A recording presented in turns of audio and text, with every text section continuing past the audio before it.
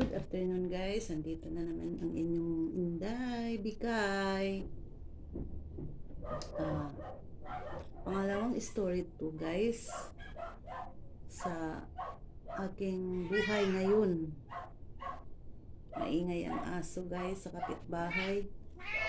May pusa pa.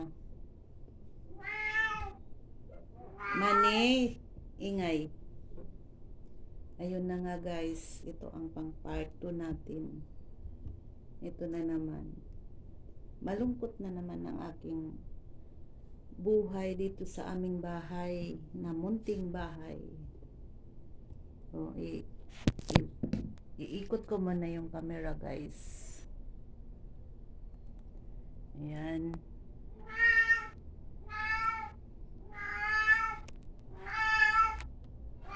Shh!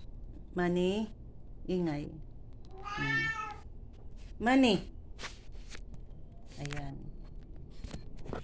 Ito, isa-isay ko na ang aking kwento sa inyo. Kay hindi man ako makapag content guys sa labas kay may bantay ako ng tindahan. Kaya wala akong time mag gawa ng vlog sa labas. Sa susunod guys. Ayun na nga guys. Mahirap talaga na ang pamilya na hindi magkakasundo. Hindi ko alam guys kung bakit. Mabait naman akong tao.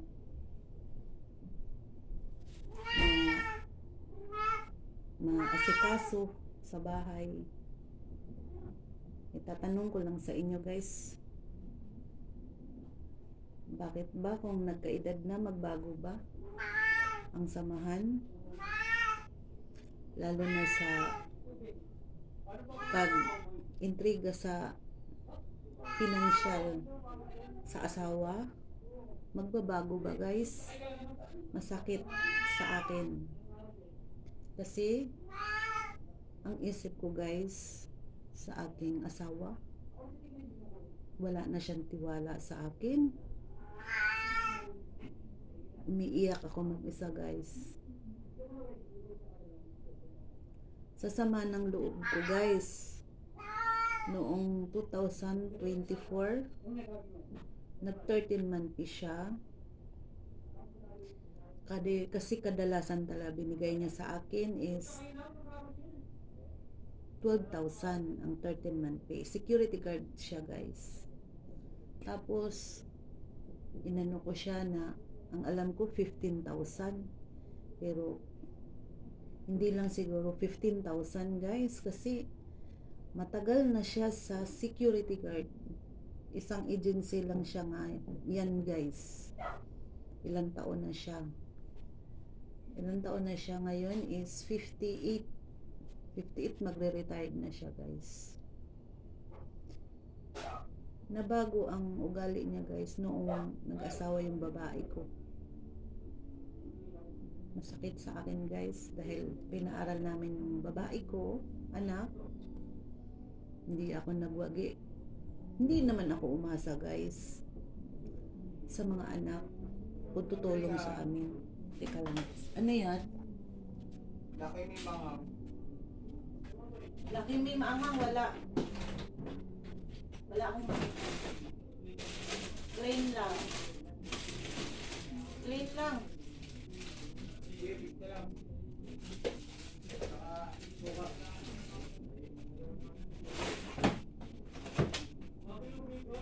Suka.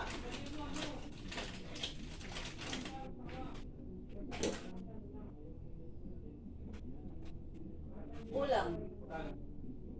Hindi. Rice. Dos. Ano sa akin doon sa Dos nga. Piso lang sobra mo. Ayos ka. Ayan nga guys. Hindi ako nagwagay sa anak ko naman. Nakapagtapos siya guys. Pangarap ko makapagtapos siya guys.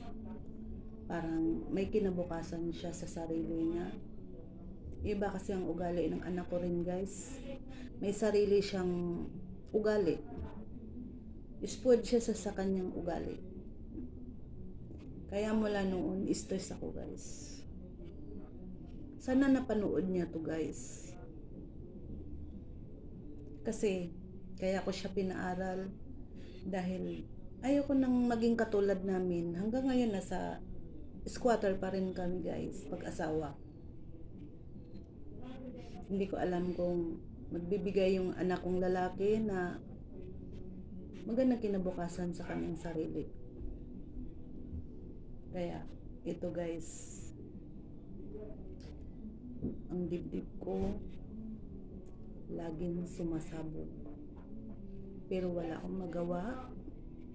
Desisyon ng asawa ko na ganyan siya sa akin. Kasi nga, lunod siya sa scatter na laro. Sabi nila ngayon wala nang scatter guys. Isinishare ko lang sa inyo guys yung naramdaman ko. Kasi gusto ko isi-share dito sa social media. Mahirap naman hindi ko ilalabas. Ako ay may sakit, high blood. Ano yun? Winston? Ako? Malaki?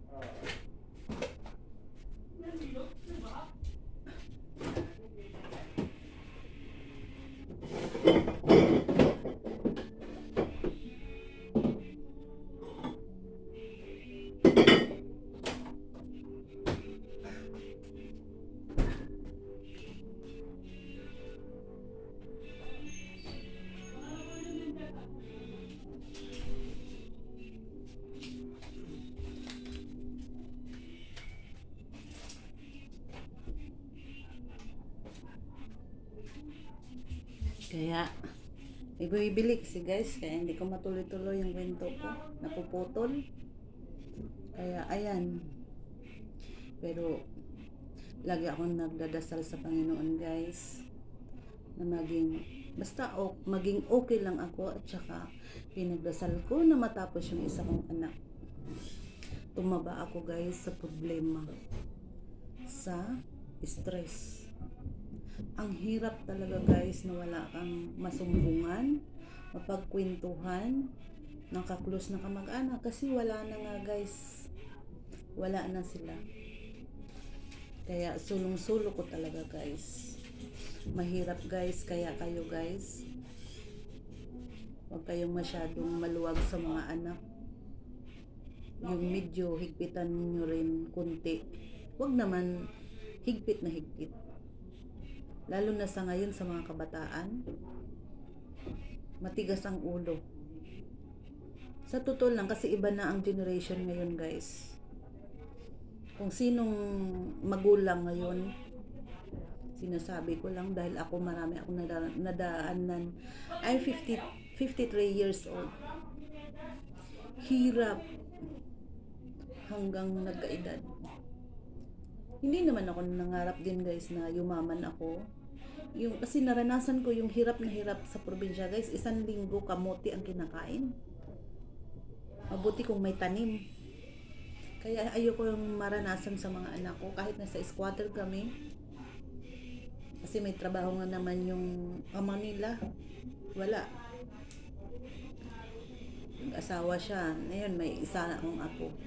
Kaya ibalik ko parte sa asawa ko guys. Mag 1 year na kami ngayong November, October. Walang kibuan talaga guys. As in. Wala. Nagdesisyon ako, nakipaghiwalay ako sa kanya. And sabi niya, okay. Total, malaki naman na daw yung anak ko. Anak namin. Sabi ko, hindi ako aalis dito dahil wala akong pamamahay, wala akong mapuntahan. Sabi ko sa kanya, umalis ka dito, ikaw ang umalis. Total, may mga kapatid ka. Ayun, tumutulong siya sa mga kapatid niya. Nagbibigay, inaabangan siya, binibigyan. Mabuti pa yung mga kapatid niya, tinutulungan niya kaysa akin.